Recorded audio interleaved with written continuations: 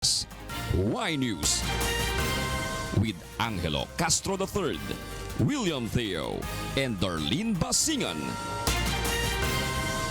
Good evening. Authorities' operation against members of the Bangsamoro Islamic Freedom Fighters, or BIFF, is still ongoing. This was after the bandits attacked Pigcawayan, North Cotabato earlier this morning. Victor Cosare explains why. The Bangsamoro Islamic Freedom Fighters is now holding 5 hostages after attacking the town of Pigcawayan in North Cotabato at early dawn today.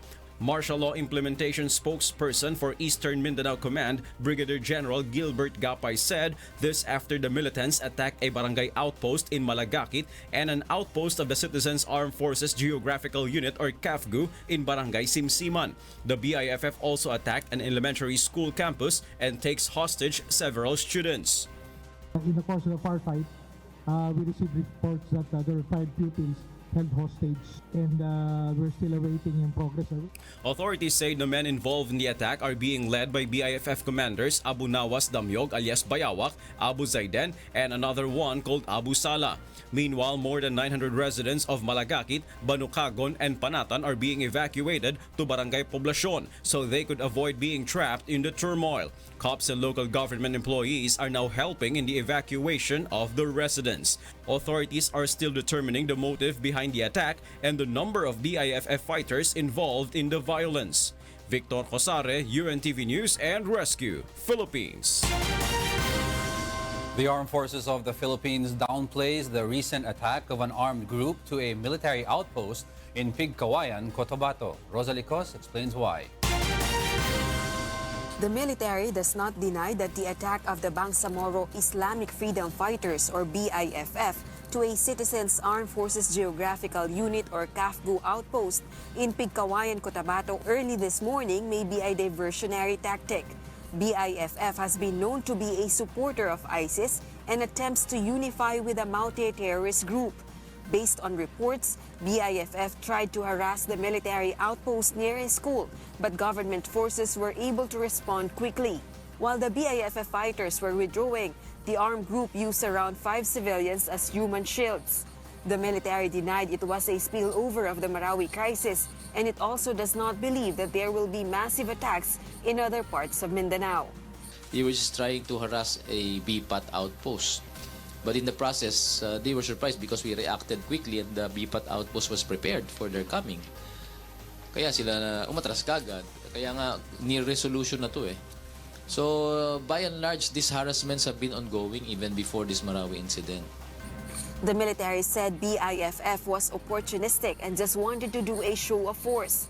However, AFP insisted that the military is ready to respond to any threat of the armed groups in Mindanao.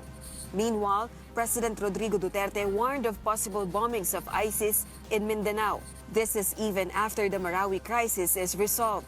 So you have to keep watch and control the movements as yet. Just because the fighting has stopped in Marawi doesn't mean that we are already safe. One of these days, they will go into bombing. And kung magsabi sila, bakit sa Mindanao, I don't want to insult them, but they should conduct the debriefer every day. There's always a bomb every day exploding in Mindanao. The president also said he is scheduled to talk to Indonesian President Joko Widodo over the phone on security issues in the country. Rosalie Cos, UNTV News and Rescue, Malacanang. Members of the Philippine National Police Criminal Investigation and Detection Group, or PNP, CIDG, and Quezon City Police District raided a hotel in Quezon City today. This is after receiving information that a man with a surname of Maute has checked in the said hotel. Authorities interrogated the man. It later turned out that he is not a member of the Maute group. QCPD Director Police Chief Superintendent Guillermo Eliazar says the raid is just part of their regular monitoring to ensure that no member of the Maute group can enter Metro Manila. Mga possible personalities na rin, wala naman. Normal monitoring na nothing significant na mag-cause ng alarm. The Bureau of Immigration tightens its screening of airport passengers due to threats of terrorism in the country. Aiko Miguel tells us why. Aside from additional immigration officers, the Bureau of Immigration or BI will also add more intelligence agents from its Border Control and Intelligence Unit. This is to tighten the screening and monitoring of port of entry of visitors, especially foreigners in the country. The move came after law enforcement agencies received information that the Maute group recruited foreign nationals in attacking government troops in Marawi City. We are on the lookout for possible arrival of terrorist personalities, and immigration officers have been instructed to conduct tighter screening of passengers, that is to check exactly yung purpose of travel nila as well as their documentation. Immigration Bureau immediately holds and questions a foreigner who fails to present proper documents. The agency also taps soldiers and police in examining foreigners entering the country. If he is determined to be an excludable alien, meaning hindi siya papapasukin sa ating bansa, he will be asked to board the next flight out of the country. Immediately send them back to their port of origin. The BI has a database of suspected terrorists from various law enforcement agencies in and outside the country. It has also issued directives to all its immigration officers assigned at seaports and border crossing stations in the southern part of the country. Administrator of Martial Law, Secretary Delphine Lorenzana, issued an arrest order, and those in the arrest order had already been included in the Bureau's alert. Recently, we have deported 2 suspected ISIS members, yung couple. So, yun ang pinakamalaki naming accomplishment as far as the terrorism issue is concerned. We hope to be able to identify more based on the coordination that we are doing with the AFP and the PNP, as well as with other international intelligence agencies. The Immigration Bureau also clarifies that the resignation of some of its personnel would not affect its monitoring of airports across the Philippines, especially now that the country is facing terror threats. Aiko Miguel, UNTV News and Rescue, Manila. Meanwhile, the Armed Forces of the Philippines, or AFP, has warned against scammers who are collecting money for soldiers wounded and killed in action because of the Marawi crisis. AFP spokesperson Brigadier General Restituto Padilla said the number of scammers organizing benefit dinners, lunches, and the like are increasing. But he says there is only one official bank account receiving donations for the government troops who are fighting terrorists in Marawi City. So just as a warning to the public, again, we would like to ask everybody to be on the lookout for these scammers and let your telcos know of the numbers they're using so that they can be blocked and cannot go on with their nefarious activities. Based on the latest report, as of June 20, more than 500,000 pesos has been deposited for the families of the soldiers killed in action, while around 187,000 pesos is deposited for the affected residents of Marawi crisis. Majority of Filipinos still do not trust the rebel groups who affirm their support to the government. Robbie De Guzman will tell us why. The peace talks between the government panel and the rebel group CPP-NPA-NDF has reached 4th phase under the Duterte administration. And although the 5th round of talks did not push through in May, both camps announced their readiness to discuss solutions for their discord. But despite this development, many Filipinos are still skeptical of the rebel group. Based on a social weather station survey conducted in the first quarter of 2017, the CPP-NPA and the NDFP got a -27 and -10 trust ratings respectively from the public. The Moro Islamic Liberation Front and the Moro National Liberation Front, on the other hand, got a -39 and -38 trust ratings respectively. Overall, dominantly distrusted pa rin sila. Ang MNLF at MILF traditionally distrusted Subalit may malaking pagkakaiba kung titingnan natin ang relihiyon ng mga respondents. Dahil kung titingnan natin ang mga kababayan nating mga Muslim, napakataas ng kanilang pagtitiwala. Pareho sa MNLF at sa MILF. Meanwhile, the Abu Sayyaf group got the lowest rating of negative 62, or very bad trust rating. The survey was conducted among 1,200 respondents on March 25 to 28, almost 2 months before the Marawi city siege. Robbie de Guzman, UNTV, News and Rescue, Philippines. In other news, a former official of the Philippine Drug Enforcement Agency, or PDEA, has given recommendations for a more effective anti-drug campaign. Leslie Longboan tells us why. Former Philippine Drug Enforcement Agency Director General Dionisio Santiago considers a success the first year of the Duterte administration's anti-drug campaign. Despite this, Santiago believes what is still needed to be improved is its implementation. We have to re-engineer itong anti-drug campaign. So yung success ng tokhang na yan, may limitation yan. According to the former general, to make the campaign more effective, there is a need to adjust its approach based on the root cause of the problem, which is poverty. I consider yung campaign successful. Dahil talaga namang marami nang natakot, marami nang nagpakatino. Pero still, yung iba, forced to good to return. Pagbalik mo kasi wala ka namang livelihood, wala kang income. So you have to work on it. The Commission on Human Rights, meanwhile, insists the implementation of any anti-illegal drug campaign should adhere to the law. CHR also clarifies it is never against the aim to eradicate the use of illegal drugs. We have to ensure that the continuation of the campaign does not result into any more deaths. If it does contribute to the eradication of drugs, then that is something that we need to sustain in terms of ensuring that RA 9165 is continued to be implemented by. Leslie Longboan, UNTV News and Rescue, Quezon City. President Rodrigo Duterte has expressed his apologies to the Maranao tribe in Marawi City. Victor Cosare explains why. I would like to say to the Maranao people that I am very, very, very sorry na nangyari ito sa atin. Sana kung madaling panahon, you will find in your heart to forgive my soldiers, ang gobyerno, pati ako for declaring martial law. Wala akong choice. Sinisira na ang Marawi. I have to drive them out, but I am very sorry.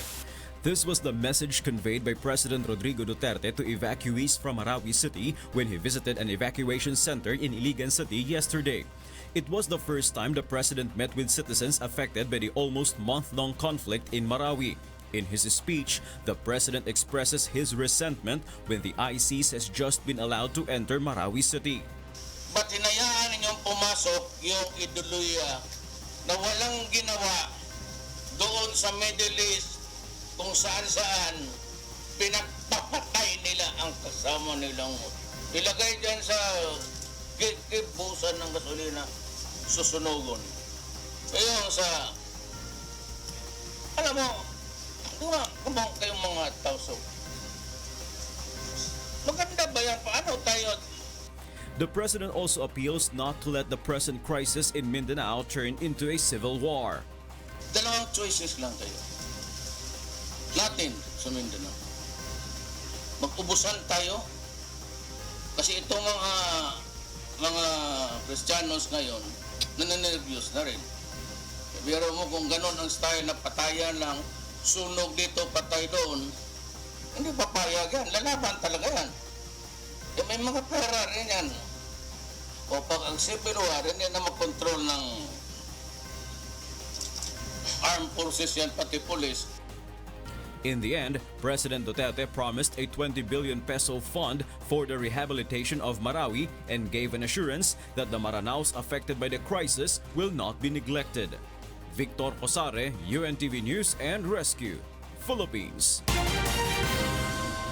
President Rodrigo Duterte has traveled to Manila on board the presidential plane together with 9 wounded soldiers from Camp Evangelista in Cagayan de Oro last night. The president personally assisted the wounded soldiers to the ambulance that would send them to the airport. The commander-in-chief also had a chit-chat with the soldiers along the way. He said soldiers were among those who braved the encounter with the mounted terrorist group in Marawi City. The Metropolitan Manila Development Authority or MMDA warns officials of barangays who tolerate illegal vendors near EDSA. Joe Anano tells us why. The Metropolitan Manila Development Authority or MMDA began its clearing operations on Balintawak Market before 6 a.m. today. MMDA personnel remove illegal vendors selling their products on streets and sidewalks, as well as illegally parked pedicabs and tricycles. The MMDA was able to collect 3 trucks of garbages in the area. MMDA Chairman Danilo Lim personally talked to the chairman of Barangay Balingasa, Quezon City.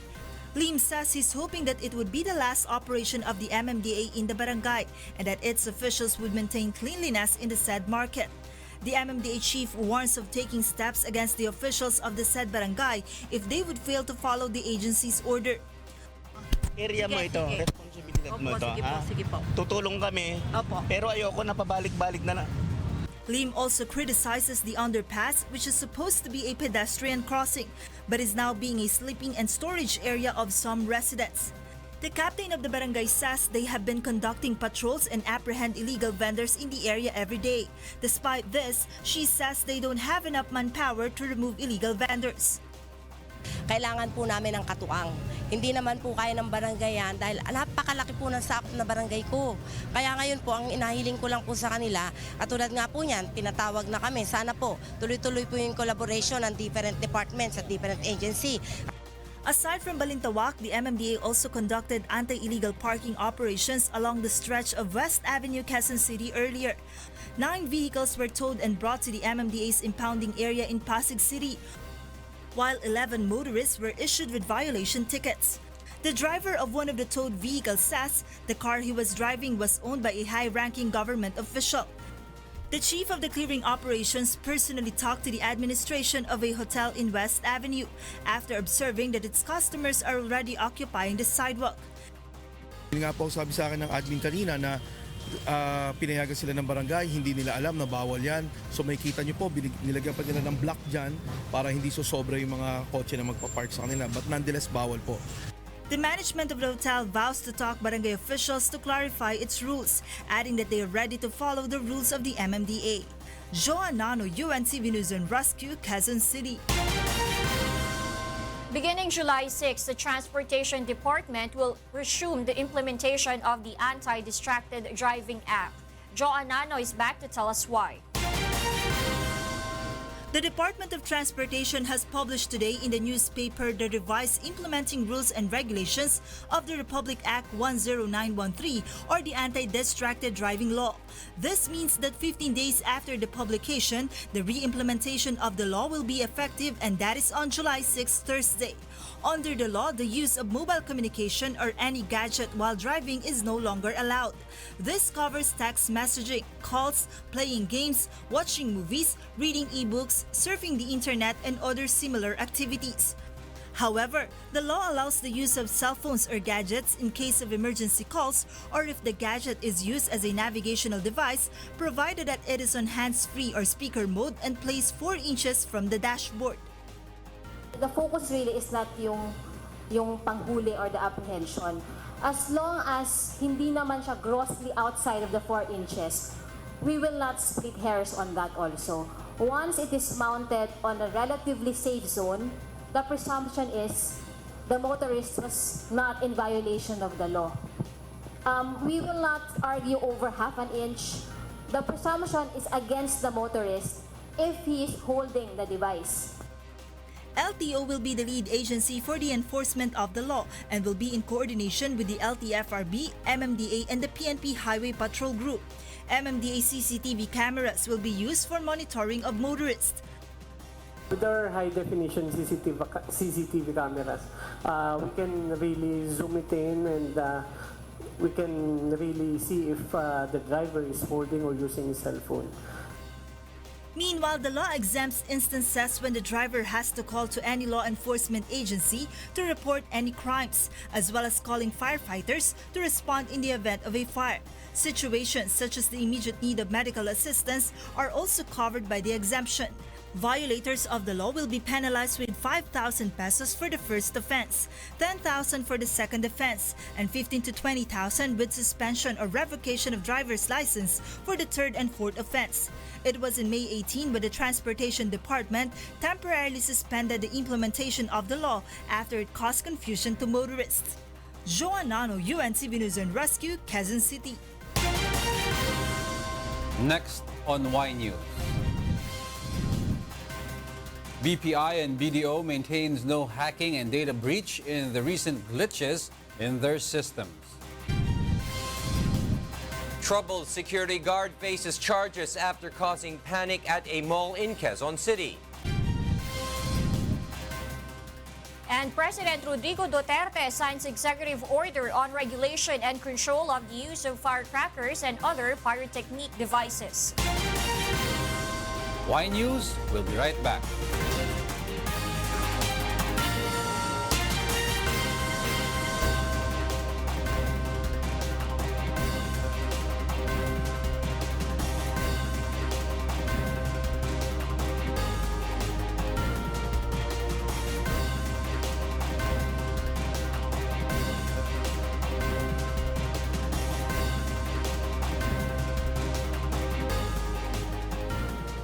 The joint hearing of the House of Representatives tackled the cases of possible looting in the height of the attack at Resorts World Manila. Joyce Balancho will tell us why.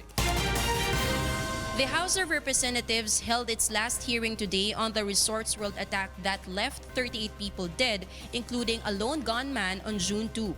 Congressman Johnny Pimentel raised the issue of possible looting while the attack was happening after receiving reports that some victims lost their personal items. During the hearing at NAIA 3, one of the BFP personnel testified that on their way up, they encountered an unconscious person, and at that time, meron pang relo. But when they came back, wala nang relo. Even Elizabeth Gonzalez, the wife of Pampanga Representative Dong Gonzalez, who died in the tragedy, also allegedly lost her watch, pieces of jewelry, ATM, and credit cards. The incident happened on June 2. Upon verification of Representative Gonzalez, there was a withdrawal of 25,000 pesos on June 5. How could that be possible? So meaning, somebody used the ATM, ginamit yun, nag-withdraw. NCRPO Chief Oscar Albayalde maintains the police are not involved in the looting. So whatever yung mga personal belongings po doon na nakuha doon sa mga namatay, it's not the PNP who took those things. Kung buo po yon yung lahat ng personal belongings, the SOCO will remove them and then the custody, they will turn it over to the investigator. It was still not yet clear during the hearing who should be held liable for the looting. Meanwhile, it was confirmed during the hearing that there was indeed a misencounter, an exchange of fires between Resorts World Security and some policemen. Merong isang tao doon na suddenly appear while we were approaching. Sinasabihan namin siya na, tropa ka ba? But instead of replying or responding on our sinasabi, he did not respond, and then he suddenly shot two rounds of shots. Biglaan yung pangyayari kasi expected ko talaga yung gunman yung ano. So hindi ko na ma-recall kung nakaputok ba ako kasi ang naramdaman ko na lang may pumutok, may tama ako, then I take cover. According to Congressman Celso Lobregat, this could have been the reason why many thought there was more than one gunman that night. Resorts World security staff admitted not having enough disaster and crisis management training. That's why they failed to recognize the police. Meanwhile, Travelers International Hotel Group Board of Directors Chair David Chua attended the hearing after receiving subpoena from the committee. This incident is a tragic wake-up call, not just for us, but for the entire country. Now, more than ever, we need to be united so we can move forward and work together for the common good and best interest of the Philippines. Chua guarantees that Resorts World Manila will continue to provide assistance to the bereaved and said only 6 families out of 37 have not yet received 1 million pesos from them. Games and Amusement Committee Chair Congressman Gus Tambunting, meanwhile, wants to use the licensing power of PAGCOR to ensure the safety of casinos. PAGCOR says it will tighten regulations over casinos and will submit a report to the lower chamber next week. Joyce Balancho, UNTV News and Rescue, House of Representatives. Bank of the Philippine Islands and BDO Unibank officials insist that the glitch in their internal system is not an effect of hacking. Nel Marie Buhok tells us why. Officials of the Bank of the Philippine Islands and the BDO Unibank today faced the Senate investigation on the alleged glitches that the two banks encountered in the past week. In the case of BPI, an alleged internal data processing error resulted in unauthorized credit and debit transactions in their clients' accounts. But BPI official says the problem was caused by a human error. We also informed them that our investigation revealed that ours was a case of human error and not a hacking. BPI also denies reports that billions of pesos were debited and credited to various accounts as a result of the glitch. I can state, Your Honor, na mga nag-post na 12 billion, 8 billion, 1 billion, they're all false. The documents that they presented to the public and to the TV stations, radio stations were all doctored and fake. BDO Unibank, on the other hand, explains that problems encountered by their clients in their automated teller machines. A BDO official says the problem that compromised 7 of their 3,700 ATMs is caused by a skimming device. The bank assures the public that there's no cause for worry. ATM skimming fraud is common and affects ATMs and the cardholders of many banks. The BDO official adds that their ATMs are now undergoing upgrading of technology to ward off skimmers. The two banks assured the public that their systems are now back to normal and no one of their clients lost money because of the problem. Senate Committee on Banks, Financial Institutions and Currencies Chair Senator Chis Escudero says he is satisfied with the two banks' explanation. Hindi ito hacking tulad na lumalabas at yung lumalabas ding mga balita na umaabot ng bilyon di umano, yung nabawas o nadagdag sa account. The Bangko Sentral ng Pilipinas, on the other hand, announced that it will release the result of their own investigation, particularly on the case of BPI and as to who shall be held accountable for it. Nel Maribuhok, UNTV News and Rescue, Senate of the Philippines. The PNP Crime Lab result reveals that Nino Ray Boniel, the prime suspect in the killing of Bien Unido Mayor Gisela Boniel, is negative of paraffin traces. Ray Pelayo tells us why. The PNP Crime Laboratory has not found gunpowder residue in the hands of Bohol Provincial Board member Nino Ray Boniel. This has been the result of the paraffin test conducted to Boniel. Despite this, the Police Regional Office 7 says it would not affect the parricide case filed against the Bohol official. Boniel is the prime suspect in the abduction and killing of his wife, Bien Unido Mayor Gisela Boniel. So if you are really planning to perpetrate a crime, of course, you will do everything just to make sure na walang traces sa'yo. At we have eyewitness account naman and that several other circumstances na that points to the killing. The PNP will also conduct a comparative examination of the DNA sample from the mother of the victim and the blood sample taken from the boat where the mayor was allegedly shot. Witnesses said the remains of the victim was thrown in Caubian Island after she was shot. Mayor Gisela's dead body has yet to be recovered until now. Meanwhile, police will show to other suspect the bedsheet found last Monday near the area where the victim was thrown. Authorities are now searching for the things of the dead mayor, which were allegedly ordered to be disposed by board member Boniel to his driver Edgar Tapere.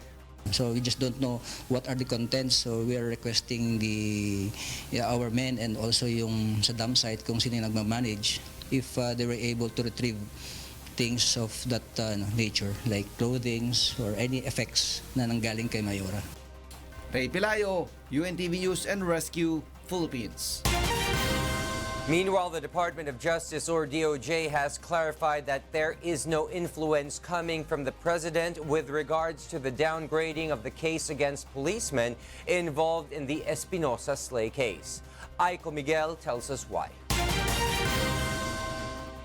Walang influence si President Duterte dyan. So sir, As matter of fact, katuloy, palagi kong pinaulit-ulit dito, kailanman tungkol sa business ng DOJ, hindi tumatawag o hindi ako kinakausap ni President Duterte from the beginning of my appointment up to now. Justice Secretary Vitaliano Aguirre denied that President Duterte has influenced the downgrading of the case against Superintendent Marvin Marcos and other policemen involved in the killing of Albuera Leyte Mayor Rolando Espinosa. This after the case was downgraded from murder to homicide.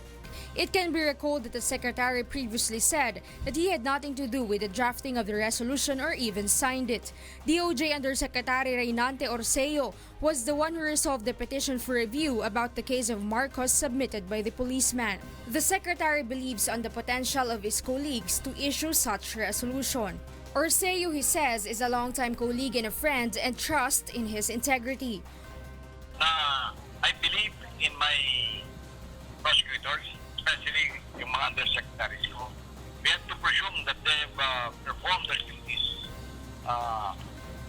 fairly and in accordance with law. Also, Secretary Vitaliano Aguirre maintains that the Senate has no power to overturn DOJ's resolution. He says he's ready to face the Senate to clarify the issue. Kung nasa power nila yan, walang problema. Iimbestigahan nila. If they believe that hindi nila maaaring imbestigahan ng resolution, they could investigate the circumstances in the issuance of the resolution.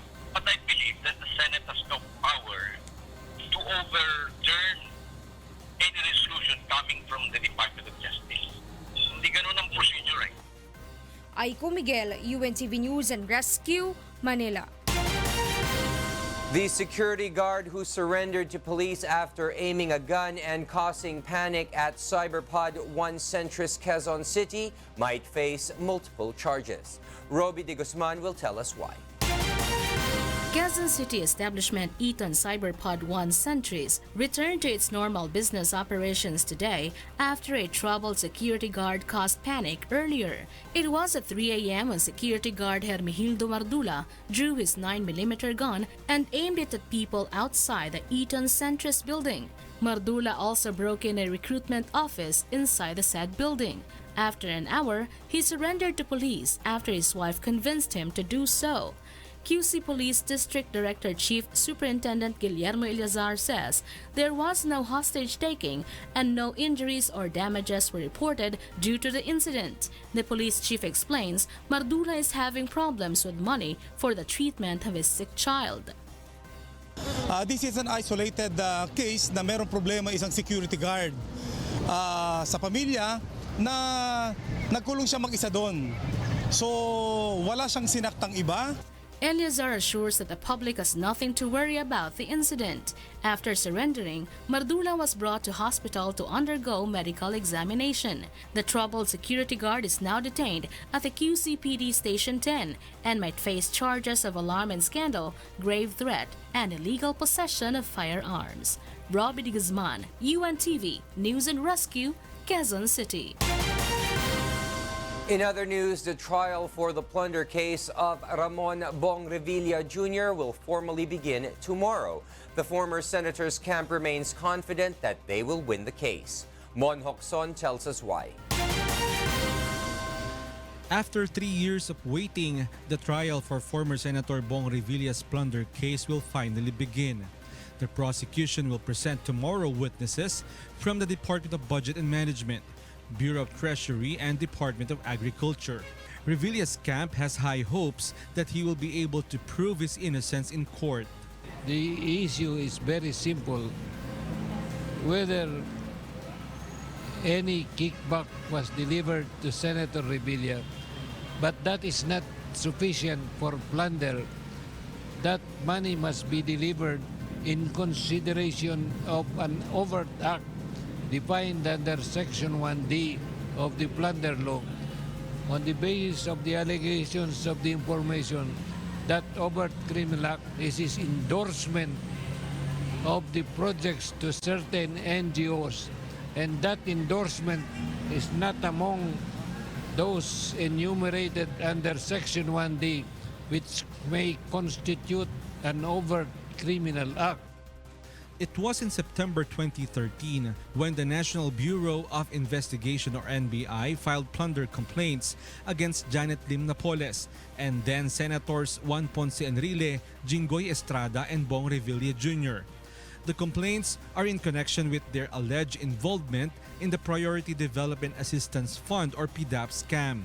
16 counts of graft were filed against Revilla, whose cases were being heard by the First Division of the Anti-Graft Court led by Justice Efren de la Cruz. And after 3 years of wait, the pre-trial order was signed on June 15, 2017 that would formally start the trial scheduled tomorrow, June 22. Magtatatlong taon na kami dito. So, hirap po ng kalagayan namin. Pero ganun pa man, hindi po kami nawawala ng pag-asa. The truth will come out.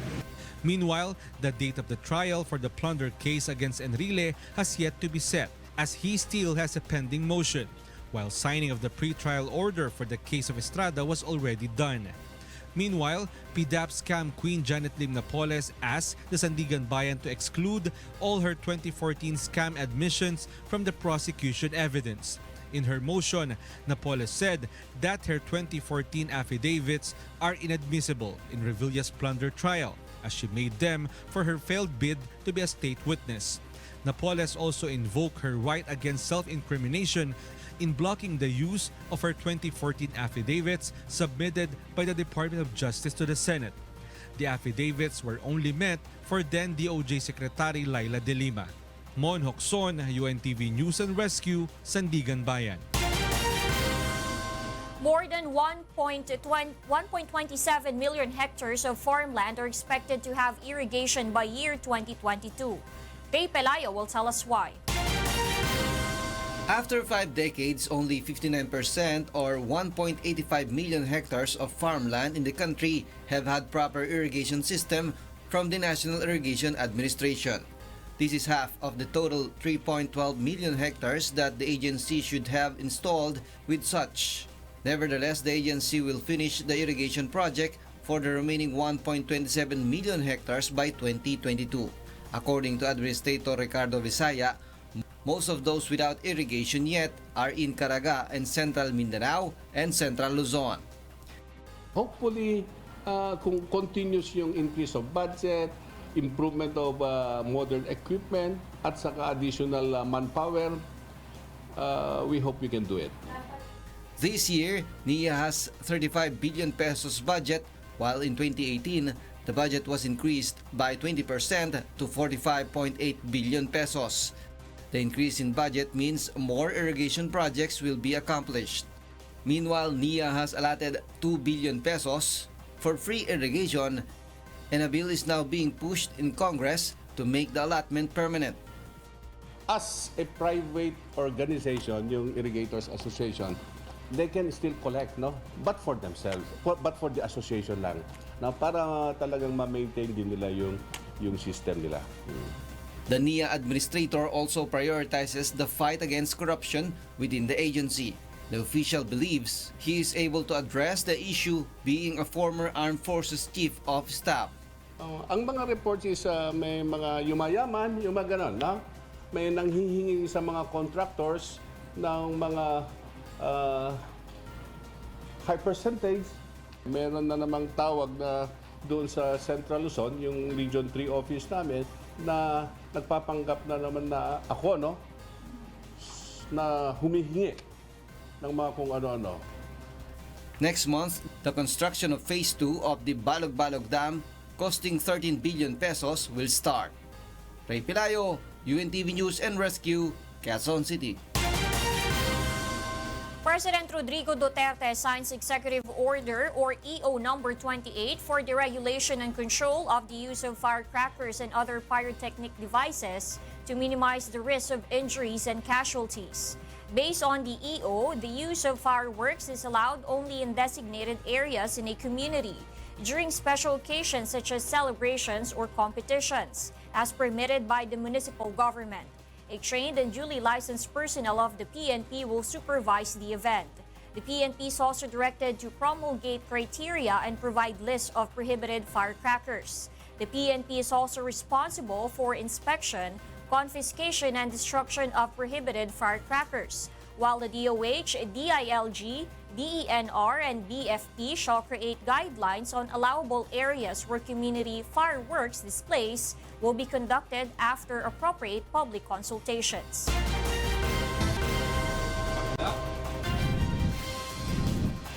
Tokyo governor announces relocation of world's largest fish market after pollution concerns.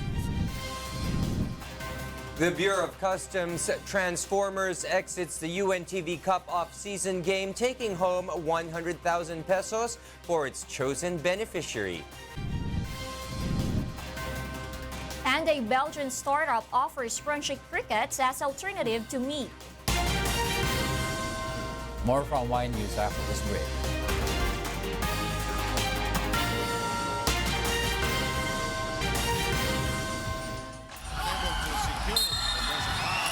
For the BOC Transformers, joining the League of Public Servants has brought great health for the Bureau's campaign towards transformation. Ang BOC ay for the past few decades, masama yung image nila. Sumali ang BOC sa liga na ito para ipakita sa sambayanan na desidido sila na baguhin ang imahe ng Bureau of Customs. We are thankful sa Bureau of Customs na nag-qualify kami. No? And we are very inspired sa objective ng UNTV. Bihira ito. No? So this is a very unique endeavor and we are glad that we are a part of this.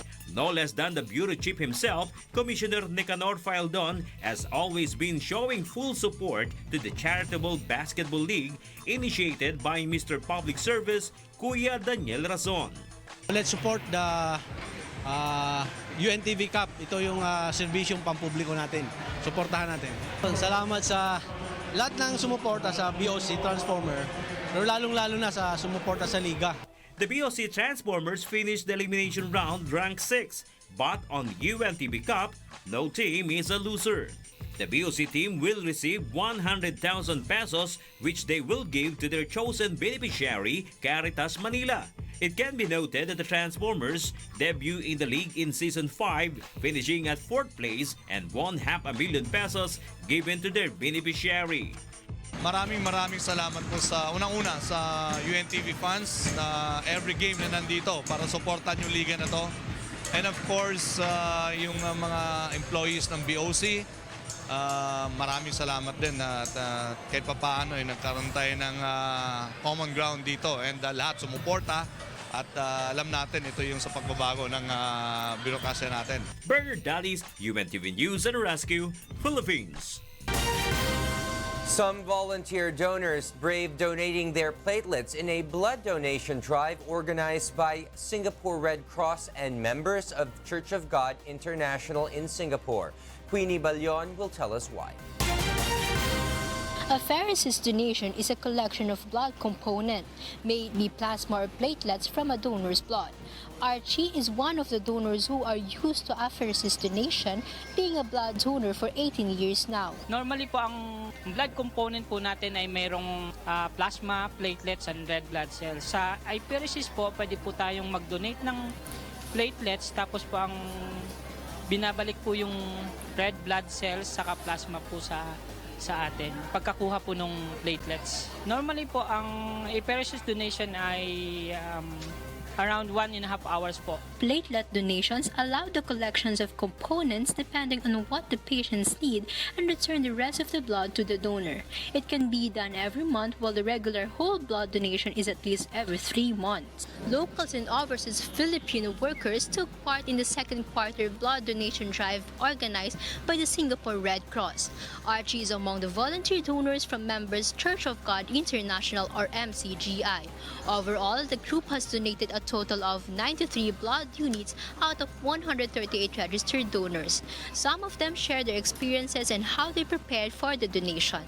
Based from experience, mga 2 to 3 weeks before the day of blood donation, maganda makapag-regular exercise, babantayan yung diet, bawas sa mga high cholesterol na food, more on iron-rich, kaya po ng broccoli, ng liver, yung lean meat.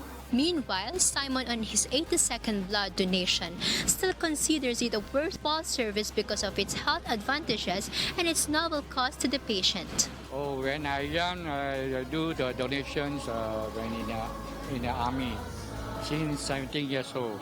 The purpose of the donation is give you the new blood and a healthy life. Now my age is 65. I hope everybody come forward to support the blood bank. It's a very good service to mankind, a good deed. Volunteers from MCGI and UNTV are in continuous effort to help save lives through blood donations in different parts of the world. This is Queenie Balyon for Serbisyong Kasangbahay. How about those crickets? Welcome back, William. Thank you. Welcome back, William. Thank you. Well, we have a local version, yung Camaro, di ba? Yes, Camaro. Also. Yummy. Those are the reasons behind the news. June 21, 2017, I'm Angelo Castro III. Reasons we deliver to you as they unfold. I'm William Theo. And I'm Darlene Basingan, because we need to know. We will always ask why. Thank you for watching Y News.